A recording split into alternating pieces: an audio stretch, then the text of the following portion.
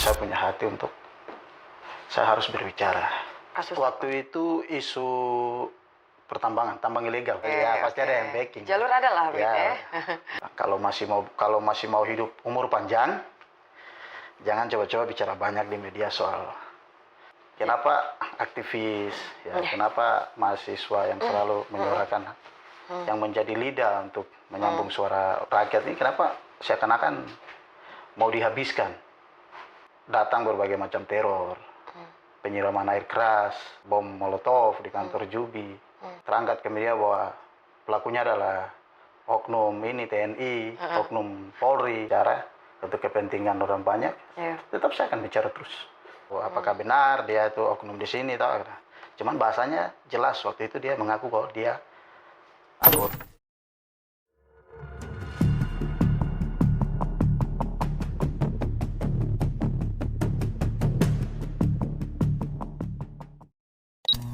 Hai semuanya, balik di Kepo-Kepo dan bahasan kali ini agak sedikit panas ya, bahkan cenderung kayak membakar begitu. Nah, kita sering dengar jargon kebebasan untuk berpendapat, nyatanya untuk harga sebuah kejujuran dan bicara itu sangat mahal sekali, bahkan bisa merusak tubuh secara permanen. Kita membahas ini terkait isu penyiraman air keras yang dilakukan oleh oknum dalam pemberitaan begitu kepada salah satu aktivis yang terjadi di wilayah barat sana. Dan bagaimana kita melihat beberapa aktivis di tanah Papua, khususnya di Nabire, apakah juga mengalami hal yang sama? Kadang kita melihat bahwa walaupun kasus ini sudah sering di-up, namun pelakunya sering sekali dan sulit sekali untuk terlacak. Jadi mari kita ngobrol-ngobrol di sini bersama Rex. Halo Rex. Halo. Apa kabar? Puji Tuhan, baik. Pas saya undang Rex untuk kesini, pikiran pertama apa? Yang terpikir dalam Rex untuk ngomongin HAM ini apa? Takut? Bingung.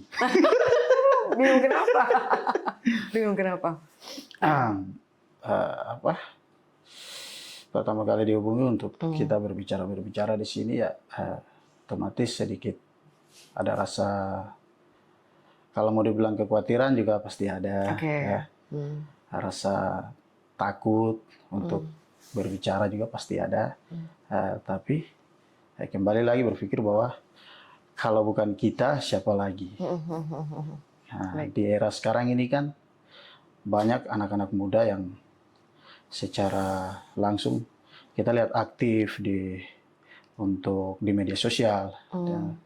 Tetapi untuk secara langsung, secara nyata itu mereka seperti ada rasa takut. Takutnya mungkin nanti kemudian ketika saya berbicara apakah nantinya saya diserang keluarga saya. Itu yang makanya ketika saya diundang di sini untuk kita berbicara lebih lanjut mengenai kasus yang ada sementara viral ini. Ayolah kita bicara sudah. Buka-buka sudah. Ya, pengalaman juga ada. Nanti kita bicara semua. Kalau Rex sendiri ini lebih mengangkat isu apa? Kalau saya sih yang terjadi khususnya di Papua itu yang saya bicara. Itu apa aja? Ya, mengenai tambang-tambang ilegal. Kemudian kasus-kasus pelanggaran HAM, kekerasan terhadap masyarakat yang dilakukan oleh oknum-oknum yang tidak bertanggung jawab. Itu yang saya lebih berbicara ke situ. Ya. Dari sejak kapan sudah mulai berbicara untuk isu-isu yang ada di Papua ini? Saya waktu itu awalnya saya cerita sedikit. Awalnya saya terkait dengan persoalan yang terjadi di tanah Papua ini, saya masa bodoh lah, malas tahu. Saya bicara juga untuk apa saya tidak dapat makan, begitu. Tapi seiring waktu berjalan, ini semakin banyak kejadian-kejadian yang terjadi di atas kita punya tanah ini. Jadi secara langsung menggerakkan saya punya hati untuk saya harus berbicara. Saya harus, artinya harus berani untuk katakan yang salah adalah salah, yang benar adalah benar. Okay. Jadi saya mulai masuk untuk mengkritik pemerintah, terus terkait pelanggaran-pelanggaran HAM yang terjadi di Papua ini.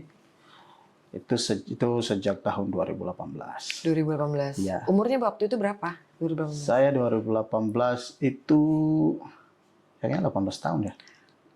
Baru lulus SMA ya?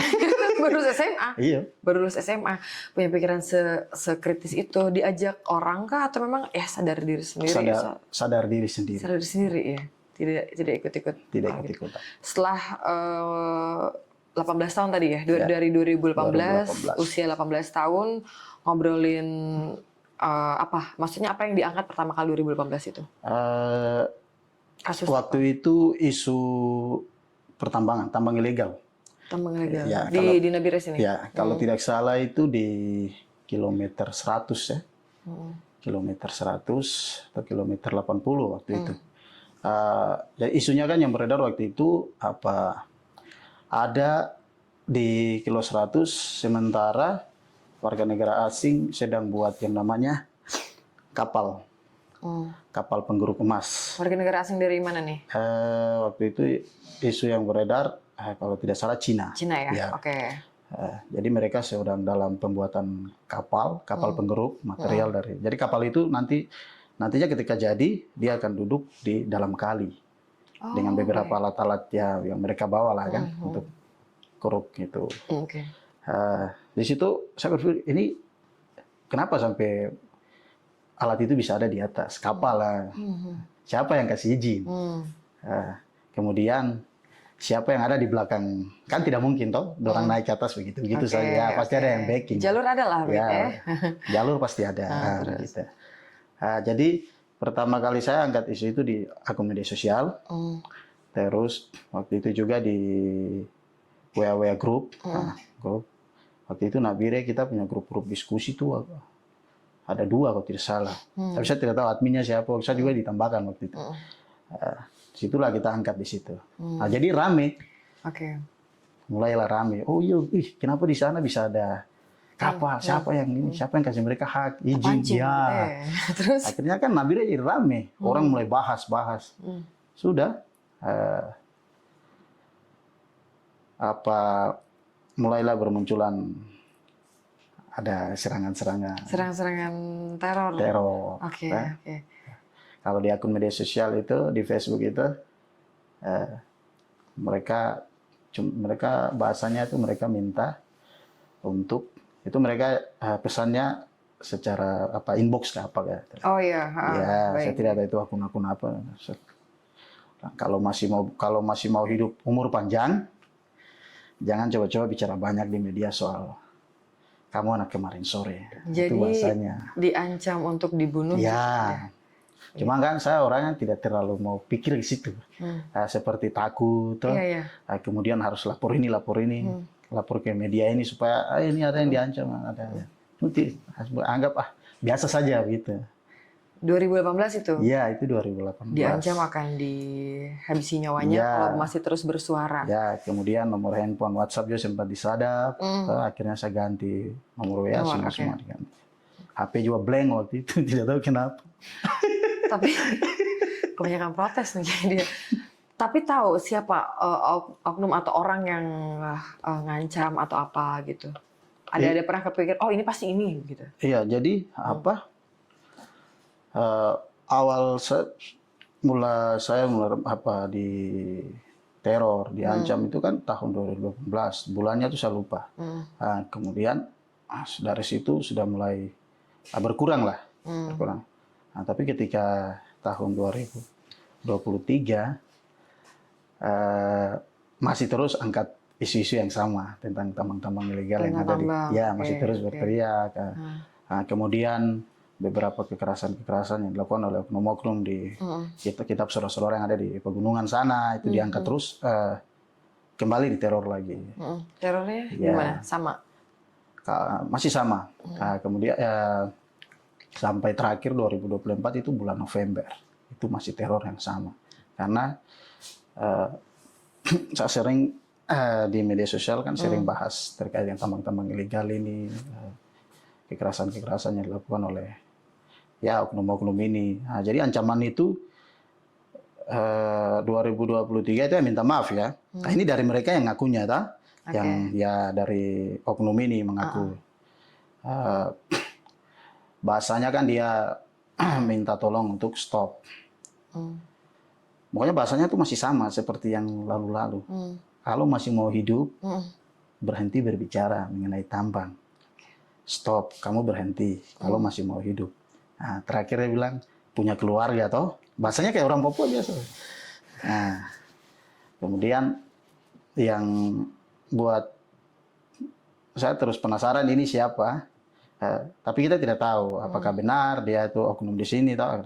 Cuman bahasanya jelas waktu itu dia mengaku kalau dia anggota batalion, tapi tidak tahu batalion di mana. Dari anggota batalion. Iya, batalion. Sampai minta ketemu. Oke. Ya, kalau mau selamat kita ketemu. Kita bicara sudah masalah yang kau lagi kasih naik-naik di media itu. Kau mau apa sebenarnya? Tapi sempat ketemu? Tidak, sampai sekarang. Sampai sekarang? Dari 2018 sampai terakhir 2024 dapat pengancaman. Bulan November itu. Begitu. Selain pengancaman lewat teks apa handphone dan lain-lain, pernah diteror di rumah tidak, Rex? Kayak kan sekarang kita lihat kayak pelemparan bom molotov, terus ada kirim-kirim bangkai apa begitu ya. Ini pernah? Kalau teror di rumah sendiri belum pernah. Belum ya? Kalau pernah waktu itu kejadian ya itu pilkada lah waktu lalu kan. Nah, itu kan tidak ada sangkut pautnya ke situ. Nah, kalau teror dari oknum-oknum ini tidak pernah. Ini waktu kejadian di rumah itu kan pilkada lalu waktu. Cuman kalau secara mereka teror karena mungkin isu-isu tambang ini itu belum pernah sampai sekarang. Makanya saya merasa bahwa semakin kalian ancam, semakin itu tidak akan menyurutkan saya punya semangat untuk terus berbicara. Oke. Tapi Rex kok sendiri atau memang ada teman-teman aktivis lain yang memang juga menyuarakan hal yang sama dengan kau juga? Kalau di Nabire sendiri saya tidak sendiri, ada beberapa teman-teman aktivis. Salah satunya Miss kan, Miss Murib, itu masih ada beberapa lagi. Dan tidak saya sendiri. Nah, cuman akhir-akhir ini kan kita lihat isu-isu ini kan hanya diangkat oleh beberapa orang saja. Yang lain ini kemana kan? Nah itu jadi apa namanya? Tadi gue bilang apa teman-teman nih aktivis yang lainnya kemana ini? Jadi kenapa mereka juga diancam atau gimana? Itu saya tidak tahu ke situ ya. Cuman akhir-akhir ini mereka seperti tidak kelihatan. Ya seperti tidak kelihatan saja. Mungkin ya kita terus berpikir yang lain-lain mungkin sakit kah? Gitu. Ya. Emang pikir-pikir yang lain-lain apa, Rex? Kau mikir apa? Kau mikir apa? Saya berharap itu kita semua ini aktif lah untuk menyuarakan. Kita ini adalah anggaplah kita ini lidah. Tapi kau dapat apa kalau kau ngomong gini, Rex? Kau dapat apa? Untungnya apa buat kau gitu? Kalau kita berbicara ini kita berbicara untuk kehidupan banyak orang. Artinya ini masalah kemanusiaan. Baik. Apalagi kita orang Papua. Karena namanya kita orang Papua ini kan hidup berdampingan dengan alam. Ya, kalau alam itu rusak, alam mati, kita juga mati. Ya, jadi walaupun tidak dapat apa-apa, mungkin tidak apa. Saya contoh mungkin berbicara ini nanti kau dapat apa? Mobil kah? Dapat ini kah? Nah, ini tidak pernah terlintas dalam pikiran untuk hal-hal itu tidak. Tapi kalau ada yang kayak gini, Rex sudah stop ngomong deh, ini ada 5 miliar nih contohnya. Itu kok mau kan? Gimana? Masih tetap ngobrol ya. Kalau lihat berita-berita yang sering itu lihat saat ini adalah kasus penyiraman air keras oleh oknum yang sudah dirilis bahkan anggota. Gitu kok aduh, kok melihat ini tuh gimana, Rex? Kenapa sih orang-orang malah yang melakukan pengancaman ini orang-orang yang justru melindungi kita gitu? Menurut kok gimana?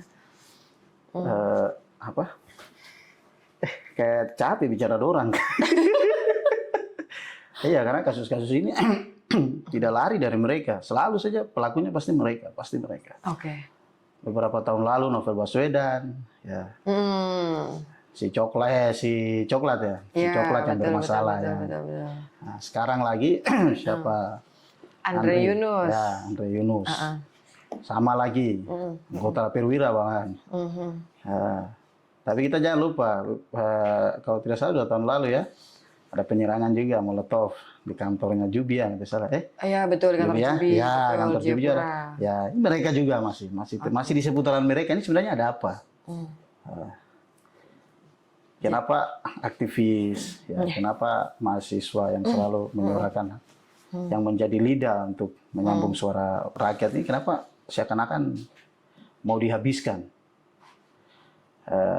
Datang berbagai macam teror, penyiraman air keras, teror bom Molotov di kantor Jubi. Kemudian terangkat ke media bahwa pelakunya adalah oknum ini TNI, oknum Polri. Jadi nanti kemudian diklarifikasi bahwa mereka-mereka ini adalah oknum. Di sini oknum, di situ oknum. Wah, berarti yang selama ini mengisi institusi TNI Polri ini oknum semua ini. Karena kalau mereka berhadapan dengan hukum selalu bilang oknum. Iya. Iya toh? Iya. Aduh, Rex, yang ngancam gue lagi juga kan? Yang ngancam saya juga ya oknum lagi. Jadi seharusnya ini para aktivis kayak kami ini, apakah memang harus betul-betul ada perlindungan hukumnya kah atau gimana, Rex, yang memang kalian butuhkan untuk saat ini berbicara begitu? Atau tidak mungkin ada nggak laporan-laporan terkait isu-isu yang kau sudah laporkan tapi memang mereka tidak tanggapi sama sekali atau bagaimana? Kalau kayak kita ya namanya, khususnya kita di Indonesia ini kan kita ada punya yang namanya Kementerian HAM, Hak Asasi Manusia. Siapa menterinya? Pigai kan? Oh iya Pak Pigai. Oh iya Pak Pigai ya menterinya. Ah iya betul, ya. Beliau lah iya. Ya. Terus gimana? Kemudian kebebasan untuk berekspresi ini kan sudah dilindungi. Ya. Jadi tidak perlu lagi kita minta dilindungi karena sudah undang-undangnya sendiri sudah diciptakan oleh mereka. Bahwa kita ya dari Sabang sampai Merauke masyarakat Indonesia ini hak berbicara mereka itu dilindungi. Kita mengkritik pemerintah, kita mengkritik oknum-oknum yang bermain di segala jenis sektor tambang-tambang ilegal ini, ya kita dilindungi. Ya, kemudian apalagi yang harus kita cari, minta bermohon-mohon ke mereka untuk ayolah lindungi kita mau bicara ini. Kalau saya tidak, terus saya lindungi sana, saya bicara saja. Kalau yang ngancam datang sudah, mari kita mau ketemu. Kok nggak takut dengan ancaman-ancaman yang pakai fisik begitu kan, Rex? Tidak, saya tidak takut. Gila kamu ya. Rex, saat ini kok lagi fokus ke permasalahan apa? Yang sekarang yang kau lagi bahas, tambang di mana? Kau bicara masalah tambang nih. Kalau di Nabire sendiri kita tahu bahwa ada beberapa tambang yang bermasalah, kan? Ada beberapa tambang yang bermasalah, seperti di kilometer 100, seperti yang ada di minta maaf di Legari sana, kan? Karena jujur saya punya pencucian itu sering sekali saya dapat masyarakat dari sana, dari arah timur. Legari kan? Ya. Kalau mereka datang cuci-cuci kendaraan, kami sering cerita-cerita, sempat tanya-tanya bagaimana ini. Ya sudah. Yang mereka cerita itu yang kok angkat dan kok pernah selidiki sendiri langsung ke sana? Kalau ke Musairo sendiri sudah pernah. Dapat tahan juga? Cuman waktu itu kita belum sampai pos 2, pos 1 saya sudah tahan. Ditahan siapa? Sudah ditanya-tanya. Ditahan siapa? Ya kan di situ ada anggota yang jaga tuh. Oh, anggota. Ya. Baik. Tujuan ke sini bikin apa? Jadi tidak tembus lah, hanya kita tidak bisa tembus. Masyarakat sekelas masyarakat di sana yang punya tempat saja, kadang tembus, kadang tidak. Apalagi kita yang sama sekali bukan domisili di sana toh. Karena memang di ini KP dijaga itu. Ya, seperti ditutup begitu. Jadi sekarang kalau kau dapat ancaman begitu, kau tidak melaporkan lagi karena kau memang pengen berjuang sendiri, atau kau tidak percaya kepada instansi yang memang kau laporkan kayak udah percuma. lihat dari beberapa kasus-kasus yang terjadi, Yo, itu jadi pengalaman, jadi acuan juga. Oke. Ya. Kita seperti apa? Macam sudah hilang kepercayaan. Untuk kita punya orang-orang yang duduk sebagai penegak hukum, seperti sudah hilang kepercayaan ke mereka. Ya itu. Kemana? Jadi kalau mau lapor polisi juga pikir 2 kali, nanti diselidiki atau tidak. Jadi mending biarkan sudah. Saya berjuang, intinya yang saya berjuang tidak pernah saya bicara omong kosong di media. Saya bicara selalu berdasarkan fakta. Kemudian kalau mau diancam ya sudah, silakan, itu kalian urusan, ancam sudah. Selagi saya masih diberi umur panjang, nafas dari Tuhan, kemudian hikmat untuk berbicara untuk kepentingan orang banyak, tetap saya akan bicara terus. Baik, Rex. Terakhir diancam 2024. 2026 ada tidak? Tidak ada. Belum ini. Belum ya? Ya, belum. Habis nanti dari sini dari sini kapan? Dari sini langsung. Tolong ya, itu ini kan begitu. Aduh, Rex. Tapi kalau ancaman dari masyarakat sendiri tidak ada. Kayak maksudnya kan ada beberapa masyarakat juga yang menyetujui lokasinya dijadikan tambang. Ada ya yang seperti itu tuh ada tuh. Ada tidak bilang, Rex, kok jangan bicara deh. Ini Tom punya lahan, jadi kok tidak perlu bicara ini itu. Ada yang begitu. Ada. Terus kok makanya ketika masyarakat tersebut berbicara demikian tuh saya rasa sedih sekali. Karena saya maunya tuh begini, khusus untuk kita orang Papua ya. Orang Papua yang punya tanah ini ada mengandung material emas. Saya tuh selalu berpikir bahwa kenapa tidak kita sendiri yang kelola. Jangan berpikir untuk hasil langsung besar. Nah, dari kecil-kecil dulu lah. Mungkin dulang-dulang saja kah? Ini untuk emas. Dulang-dulang saya atau mungkin pakai alkon kah, domping kah. Pelan-pelan kan. Artinya emasnya tidak langsung habis. Itu dia ada di situ untuk jangka panjang. Kita punya anak cucu, bisa menikmati yang sisa-sisa. Nah, kenapa harus kita kasih masuk tambang, kasih masuk orang-orang asing itu ke situ? Kalau kita tahu bahwa mereka ini perusak. Mereka tidak pernah memikirkan lingkungan, tidak pernah berpikir dampaknya ke masyarakat sekitar itu nanti seperti apa. Tidak. Yang mereka tahunya, mereka kerja, gali lubang, dapat emas, bawa, dijual dari uang, sudah. Itu yang mereka pikirkan. Kalau untuk kerusakan lingkungan, mereka tidak pernah berpikir ke situ. Itu yang aku juga berjuang dari situ ya, ke depannya seperti apa. Ke depannya seperti apa. Makanya saya selalu tuh ingin sekali orang Papua itu yang punya tanah, yang punya lahan yang mengandung emas itu kalian kelola sendiri sudah. Jangan kemudian rasa punya ini gunung emas, di belakang saya rumah ini emas. Saya mau kelola bagaimana ya? Gampang, saya kasih masuk investor, sudah kau garap sudah. Sudah dia masuk itu, dia usir kau dari kau tempat itu. Itu yang kau takutkan terjadi kan? Iya, dan ya kita lihat di beberapa tambang yang ada itu terjadi. Seberapa pentingkah ini para aktivis untuk ngomong seperti itu, Rex? Kok pengen masalah seperti itu? Kayaknya gue udah ngomong banyak di media sosial, tapi tidak ada tindakan-tindakan apapun begitu. Itu yang kemarin Kak Norton juga bilang, ada backingan kah gitu. Apa itu? Iya tahu. Ya, Kak Norton yang sampaikan kemungkinan ada backingan dan lain-lain.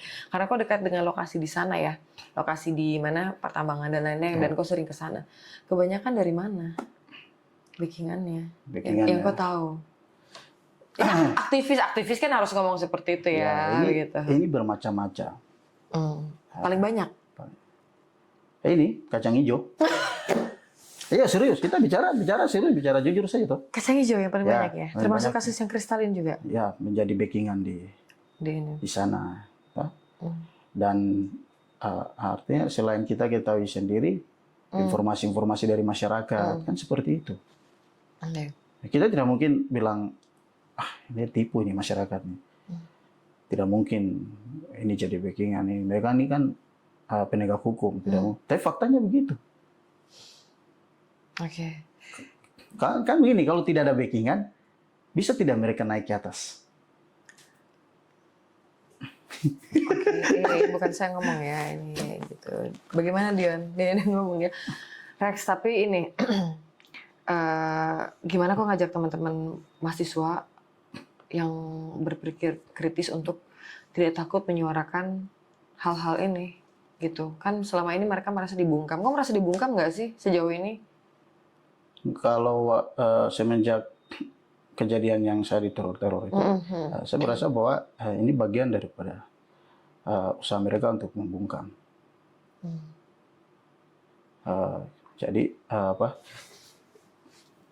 saya berharap teman-teman mahasiswa ini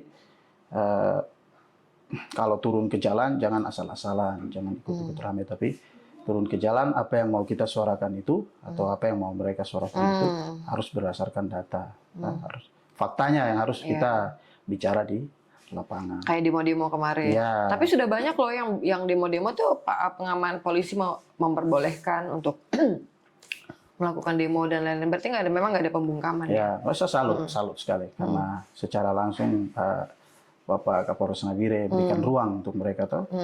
Silakan kalian berorasi, kita lindungi kalian. Artinya kita berdiri samping kiri kanan kalian bukan untuk mau menakut-nakuti, tapi kita mengamankan saja. Itu luar biasa. Gitu ya. Ya. Gitu. Jadi ada di mahasiswa yang pengen ngomong di publik begitu terkait hal itu, nggak usah takut. Ya, tidak usah takut. Ya, jadi saya mau bilang bahwa kenapa tidak usah takut. Nah, ini kita bicara di atas kita punya tanah. Ya, ini di Papua. Kita bukan di luar Papua supaya kita mau berpikir 1-2 kali untuk bertindak. Intinya segala bentuk informan, data yang kita dapat itu fakta di lapangan, kita bicara. Jangan pernah takut. Karena kita punya pengalaman dari orang-orang tua dulu, mereka kan bilang kalau kita ini yang tersisa. Kalau bukan kita lagi yang bicara tuh siapa? Masyarakat banyak dari Sorong sampai Merauke ini punya harapan tuh ada di kita. Jadi kalau ketika mereka berbicara dibungkam ya sudah, kita yang harus berdiri di depan mereka untuk menyuarakan hak-hak mereka. Kita ambil contoh saja Merauke, kasihan. Hampir 2 juta hektar lebih lahan. Habis hancur hanya untuk program strategis negara yang tidak tahu arahnya kemana. Mereka berbicara untuk kesejahteraan orang Papua, sedangkan Freeport yang sampai puluhan tahun saya tidak berdampak, tidak sampai saat ini tidak ada ini untuk kesejahteraan orang Papua sama sekali tidak ada. Tidak sama sekali. Pernah dapat informasi dari teman-teman aktivis lain nggak, Rex, yang dong juga mengalami hal yang sama dengan kau begitu, diancam terus mereka nggak mau ngomong lagi sejauh ini? Di Biak juga ada. Ya, ada teman. Itu di Biak kan. Di Biak ada teman-teman aktivis, di Sorong ada. Mereka juga sama. Diancam-ancam juga. Tapi salutnya saya ke mereka bahwa semakin diancam mereka semakin lebih aktif lagi untuk artinya menyuarakan yang seharusnya mereka suarakan. Dan saya salut. Adanya pengancaman ini gimana kau melihat pola demokrasi yang ada sekarang? Ngomong sedikit diancam, ngomong sedikit diancam. Kita kayak kembali ke Orde Baru lagi ya? Iya. Gimana tuh? Apa-apa diancam, toh? Apa-apa diancam. Berbicara sedikit untuk kepentingan orang banyak, diancam. Iyo. Angkat isu-isu terkait pertambangan ilegal, diancam. Ya ini, ini bukan hanya membuat kita yang sering berbicara banyak ini merasa, saya tuh risih. Kalau saya tuh risih sekali. Ya. Apalagi mereka masyarakat. Jadi apa ya? Kayak minta maaf, saya tuh kayak mereka tuh gatal begitu. Siapa? Mereka yang suka ancam-ancam oknum-oknum ini. Oknum-oknum ini. Oknum-oknum. Iya, mereka suka. Ya, ada isu ini sedikit kita angkat, langsung mereka mulai serang dengan berbagai macam cara. Jadi yang dulunya kita anggap mereka ini sebagai penegak hukum, yang dulunya kita merasa mereka ini pelindung, tapi sekarang apa? Justru kita merasa terancam dengan kehadiran mereka. Iya, merasa terancam dengan kehadiran mereka. Tapi tadi yang aku bilang, sejauh ini kalian menyuarakan sesuatu hal dengan mahasiswa dan lain masih bisa dikatakan aman dan dibolehkan lah aman, ya. Aman. Oke. Kurang anarkis mungkin kamu. Kamu kurang anarkis jadi makanya dibolehkan, tapi aman lah bisa. Aman lah. Dia aku mau tanya apa kayak kakak? Kok kan juga aktivis toh? Kok aktivis apa? Mungkin ini Rex, terakhir ya, apa yang mau kau sampaikan kepada teman-teman aktivis di luar sana, khususnya dari Nabire, di Nabire, mungkin mahasiswa yang baru mau belajar jadi aktivis, atau juga mungkin para aktivis-aktivis yang sudah bersuara tapi tiba-tiba diancam sekarang, yang kau bilang tidak tahu dong kemana semua itu ya, tidak tahu kemana gitu. Apa yang kau mau sampaikan ke dorang, dan juga kau melihat keterlibatan orang-orang oknum tadi untuk hal-hal seperti ini, pembungkaman yang justru dilakukan oleh penegak hukum. Gitu. Pesan saja untuk teman-teman ya, teman-teman mahasiswa atau adik-adik yang kemudian baru mau terjun ke dunia aktivis jalanan dan lain-lain. Yang seperti yang tadi saya bilang, kita berbicara jangan asal-asalan toh. Tidak boleh asal-asalan. Kita berbicara harus berdasarkan fakta di lapangan. Yang terjadi realitanya itu yang kita berbicara. Jangan yang terjadinya A, kemudian kita bicaranya B. Terus masalah oknum-oknum. Untuk teman-teman mahasiswa, tetap kita akan sebagai aktivis kita akan terus saling koordinasi untuk kita mengangkat isu-isu yang ada terjadi di tanah Papua. Jangan pernah takut, karena kita dengan oknum-oknum ini kita sama-sama manusia, kita ciptaan Tuhan. Mungkin bedanya mereka pakai seragam. Ngeri sekali, dia pakai seragam ini dong. Oke. Kita pakai baju kaos. Jadi jangan pernah takut untuk hal kebenaran, untuk menjadi penyambung lidah daripada masyarakat yang merasa terbungkam, kemudian berharap kita yang harus menyuarakan hak-hak mereka. Itu kita jangan pernah takut, jangan pernah merasa bahwa ketika diancam ini kita akan dibunuh. Ini tidak, kita lawan saja, lawan mereka. Semakin diancam, semakin kita kasih naik apa yang semakin kita tunjukkan. Ya, semakin tunjukkan. Ini saya. Kau ancam saya juga bisa ancam kau dengan barang-barang yang selama ini saya jalan kumpul. Kau ada backingan kah, Pak? Kau ada backingan? Ada. Siapa? Tuhan tuh. Oh, oke. Oke, itu aja Rex? Oke, mungkin begitu. Oke. Ya teman-teman, sedikit berbicara kita bersama tokoh pemuda terkait kegiatan aktivis yang ada di Papua Tengah, khususnya di Nabire. Dan tentunya apa yang disampaikan Rex hari ini bisa menjadi masukan dan juga pembelajaran untuk teman-teman aktivis di luar sana. Semoga juga tidak ada namanya kekerasan kepada aktivis dalam menyuarakan hal-hal yang baik dan juga benar, apalagi untuk kepentingan masyarakat luas. Dan Rex, sekali lagi terima kasih. Kapan-kapan kita undang lagi, dan kalau dapat ancam langsung ya datang ke sini baru kita bicara. Kita bicara lagi. Apa? Boleh nggak apa-apa. Nah, pendapat kakak nih tentang wartawan yang dibungkam, bagaimana? Seandainya ini wartawan lihat itu kasus-kasus kecil yang ada di Papua Tengah, contoh judi saja. Oke, boleh. Disorot tidak? Kalau menurut kakak itu disorot publik kan di banyak pandangan mata di masyarakat. Itu kan beda tipis lah ya sebenarnya, aktivis wartawan beda tipis. Oke. Sama judi itu kan nggak beda-beda. Iya, benar. Oke, silakan. Tidak menurut kakak. Siapa yang backup dan siapa yang itu?